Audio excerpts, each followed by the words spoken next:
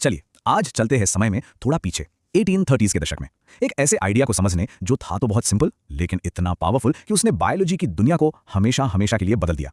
जरा सोचिए 19वीं सदी के बड़े बड़े वैज्ञानिक इसी सवाल से जूझ रहे थे। एक छोटा सा पत्ता, पानी में तैरती मछली और हम इंसान, आखिर हम सब में वो कौन सी एक चीज है जो कॉमन है? जिंदगी का सबसे बुनियादी हिस्सा, उसका बिल्डिंग ब्लॉक आखिर है क्या?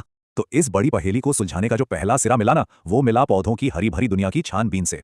यह है मैथियस श्लीडेन। साल था 1838 और ये जर्मन बॉटनिस्ट अपने माइक्रोस्कोप पर झुके हुए थे पौधों के रहस्यों को जानने के लिए, एक एक करके। और उनकी खोज, अरे वाह क्या कमाल की बात पता चली। बहुत सिंपल सी बात थी। ढेरों पौधों के सैंपल देखने के बाद उन्हें एक पैटर्न दिखा। हर एक पौधा, चाहे वो कितना भी बड़ा पेड़ हो या फिर छोटी सी इकाई, सब के सब इन छोटी छोटी यूनिट्स से बने थे। और इन्हीं यूनिट्स को उन्होंने नाम दिया कोशिका या सेल। ये जिंदगी की पहेली का पहला बहुत जरूरी टुकड़ा था। तो पहेली का एक हिस्सा तो मिल गया था, लेकिन कहानी अभी खत्म नहीं हुई थी। अब कहानी का रुख मुड़ता है जानवरों की दुनिया की तरफ।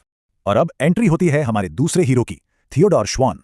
कमाल की बात यह है कि श्लेडन की खोज के ठीक एक साल बाद यानी 1839 में श्वान भी कुछ ऐसी ही खोज कर रहे थे, लेकिन जानवरों पर। और पता है क्या, कहानी यहां और भी मजेदार हो जाती है।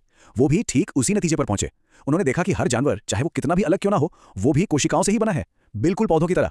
मतलब ये तो कमाल का कनेक्शन था।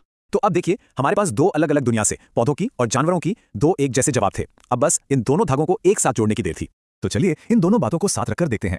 एक तरफ है श्लीडन जो कह रहे हैं कि सारे पौधे सेल से बने हैं, और दूसरी तरफ है श्वान जो कह रहे हैं कि अरे सारे जानवर भी तो सेल से ही बने हैं। ये कोई इत्तेफाक तो हो नहीं सकता था, है ना? ये एक पैटर्न था। और जरा सोचिए ये सब कितनी तेजी से हुआ। सिर्फ 2 साल के अंदर 1838 और 1839 में बायोलॉजी की एक सबसे बड़ी और जरूरी समझ की नींव रख दी गई थी। और जैसा कि हमें पता चलता है, ये किसी एक अकेले इंसान की कामयाबी नहीं थी। ये दो वैज्ञानिक थे जिन्होंने मिलकर एक महत्वपूर्ण सिद्धांत प्रतिपादित किया। मतलब ये टीम वर्क था जिसने इस आइडिया को इतना पावरफुल बनाया। और बस इन्हीं दो अलग अलग खोजों को मिलाकर जन्म हुआ कोशिका सिद्धांत यानी सेल थ्योरी का। एक बहुत ही सीधा साधा लेकिन क्रांतिकारी आइडिया कि इस धरती पर हर जिंदा चीज, चाहे वो पौधा हो या जानवर, कोशिकाओं से बनी है। और ये सिर्फ एक फैक्ट नहीं था, ये तो जिंदगी को देखने का एक बिल्कुल नया नजरिया था, एक नया चश्मा था।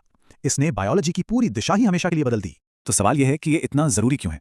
भाई इसलिए क्योंकि इसने पहली बार जिंदगी की पढ़ाई को एक साथ जोड़ा। इसने ये साबित कर दिया कि सेल ही जीवन की बेसिक यूनिट है। और इसी खोज ने आने वाले समय में होने वाली अनगिनत खोजों का दरवाजा खोला। बीमारियों के इलाज से लेकर हम ये कैसे समझते हैं कि जीवन का विकास कैसे हुआ, सब कुछ। तो श्लीडन और श्वान ने हमें ये तो बता दिया कि जीवन किस चीज से बना है, कोशिकाओं से।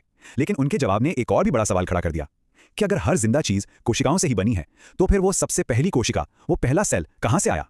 ये एक ऐसा सवाल है, एक ऐसी पहेली है जो आज भी विज्ञान की दुनिया को चुनौती देती है।